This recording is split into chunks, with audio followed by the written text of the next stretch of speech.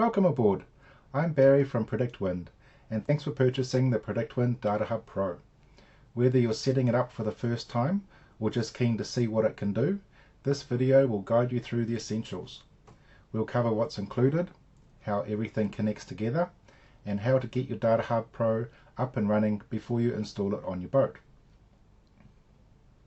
We'll go through what's in the box, how to connect to the DataHub Pro Wi-Fi, how to add a Wi-Fi password, how to connect the DataHub Pro to the internet, how to log into your PredictWind account on the DataHub Pro, how to update the firmware, how the GPS tracking works, how to connect to your N2K AIS to internet and over horizons AIS, and the DataHub Pro quick internet pages setup. So what we're going to do first is have a look down here at what's in the box. So we've got a DataHub Pro, and this is the GPS puck antenna which connects on the left hand side down there. Then we have the fuse to help with wiring it in. So we've got our power cable here for wiring it in on the boat, and you can connect that to your accessory circuit or your circuit for your instruments, or you could have it on a separate circuit altogether. We've got the GPS, we've got the cellular antenna here, and that connects into the right hand side connector there. And we've got a power plug here with these international adapters, and this will plug into your DataHub, or if you're on the boat then this other one will plug into the DataHub. And up here we've got the layout at the front. We've got your GPS puck antenna connection, your NMEA 2000 or N2K connection.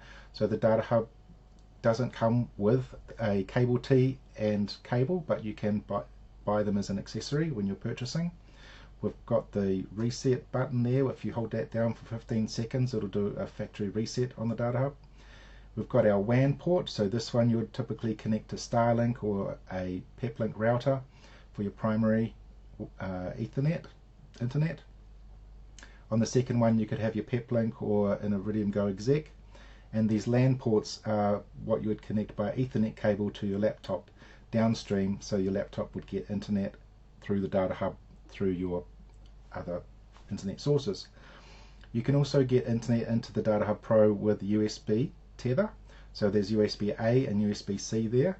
So you plug that into your phone and that will get internet into the DataHub Pro if you need to that way. Then we've got the power connector, and the LTE antenna goes there. So what we're going to do is connect to the DataHub. So here we have the PW hub, and then these digits at the end just to let you know that it's they're all unique. And we can see there's no padlock here, so the Wi-Fi is open. So it's easy to join, and the first thing we want to do is get it locked down.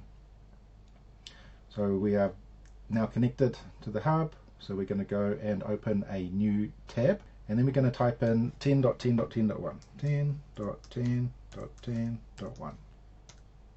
So the default password is admin, lowercase, ADMIN, and we log in. Okay, so now we're going to go to the Wi-Fi tab, and we're going to go to the DataHub Wi-Fi, and as you can see there's no encryption. So we're going to choose this one, WPA2 PSK. This is a very good one to use, and we're going to put in a password.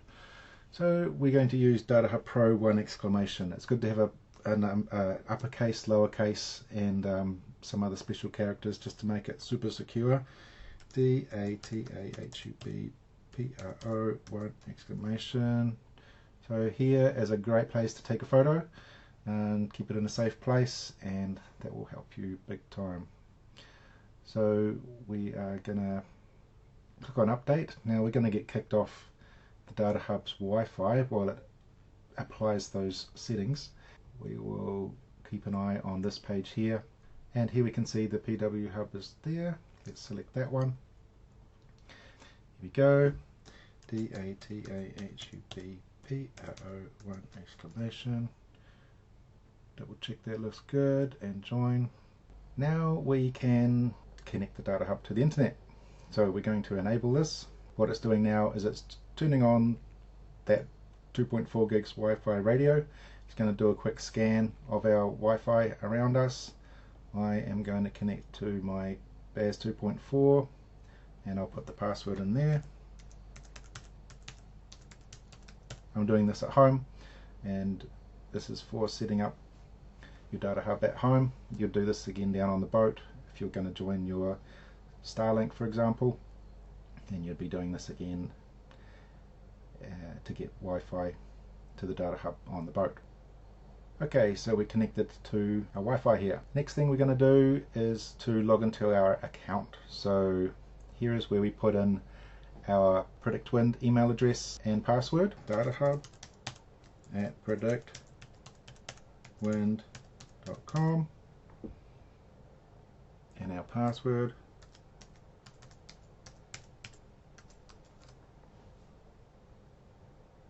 Save and apply. Admin. Log in. Now you can see up the top here we've got our login. Now it's taken us to the internet status page, so we've got our Wi-Fi that we set up just before. I'm at home here and I'm also plugged into the WAN port, so that box is green, and we've got the LTE connection there as well. Now we're going to go and update the firmware. So go to software updates. All you need to do is click on check, and it will check if there's an update, and then it will prompt you to download it. And after it's downloaded, you scroll down and there'll be a red confirm button down the bottom here, and you click on that. DataHub will update and then reboot, and you just keep an eye on your Wi-Fi for when it comes back up. Give it 10 or 15 minutes and then you're all up to date. Hey guys, just to update you on the process here. First you need to do your check for updates, and that will get you up to 4.52 with your new DataHub Pro. And then after you've done that, you need to log back in and come back to software updates, and then one more check of software updates will bring you up to the latest version. Right now it's 4.54, but going forward it's going to be higher than that. So it's a two-step process. And now back to the video. Now we have tracking. So if you want to set up your tracking page, here is where you do it. You can get your phone out and scan this QR code on your phone. Then you log into the satellite portal, and there you can set up your boat name or update if you have already got a boat name and you're just wanting to join your data hub to your tracking page. So you either have the option to set up a new tracking page or join the one if you already had one before. By default, the interval is 10 minutes for your tracking, and if you are offline and the data hub doesn't have internet for a day or an afternoon, you'll see some numbers in the network spool here, and that will be saved in the data hub, and then when it has internet again it will send them out. So it'll always look after your positions. Now we're going to have a look at NMEA 2000. Let's go to the NMEA tab. When we first get it, the source is going to be the built-in GPS, and I have mine connected up, and it's excellent, so that's good. We can see the time ticking over here, so we know it's updating with our lat long.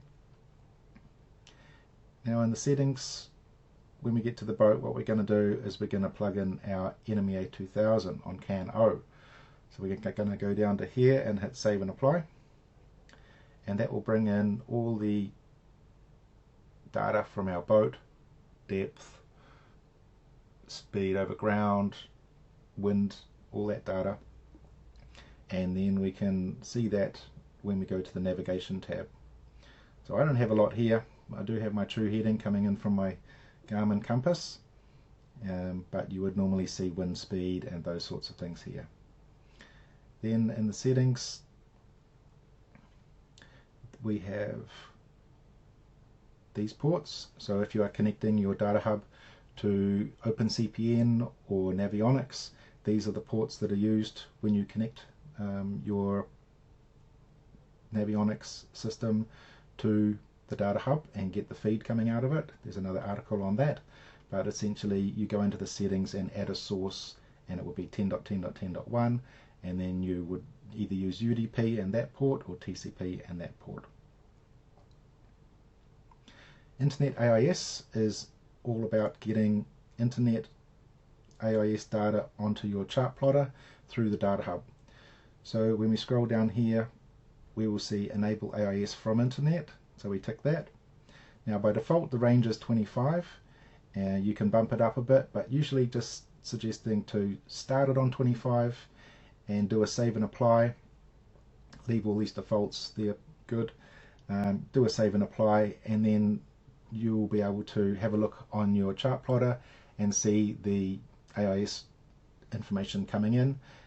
When you, let's save this, save and apply, and you'll be able to see in the syslog that it is going and getting some AIS targets. So that's set up. N2K filters are useful, so here we are going to tick internal GPS so that it will also use our built-in GPS that we tested before.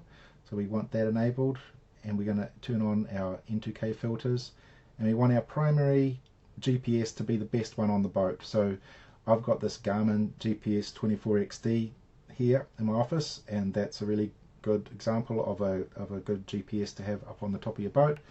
And you may also see here a bunch of others. You might be able to get a GPS feed from your chart plotter with its built-in one, but you really want to choose the best one on your boat that's on all the time.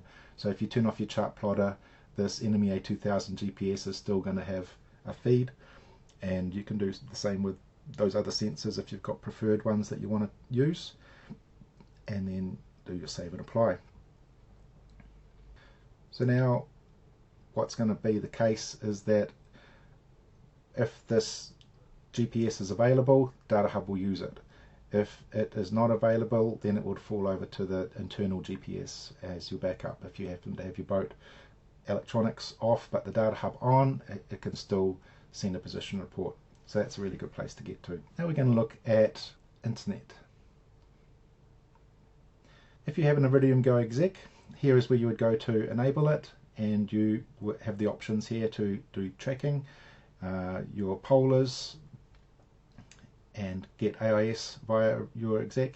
You'd want to do that if you've got the unlimited plan or the PredictWind plan to get your AIS through the Iridium.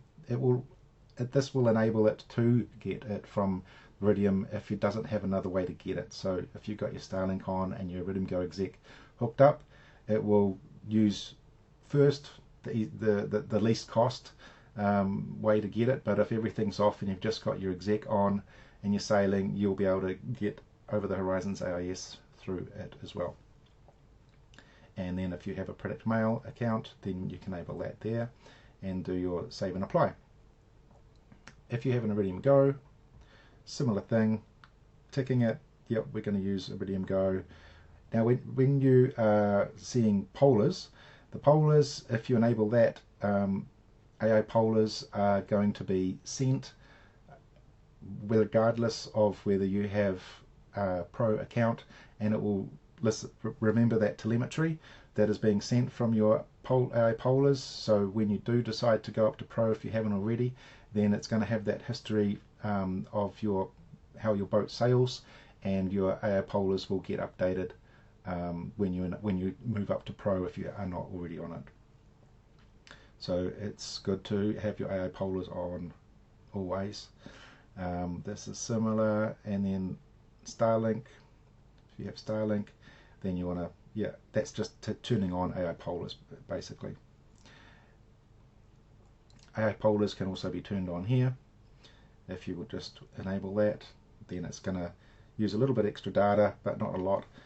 So when it sends out your position report, it will also send out your AI polar data, building up those AI polars so that when you want to use it, it's really good. Well, that brings us to the end of our tour of the PredictWind DataHub Pro.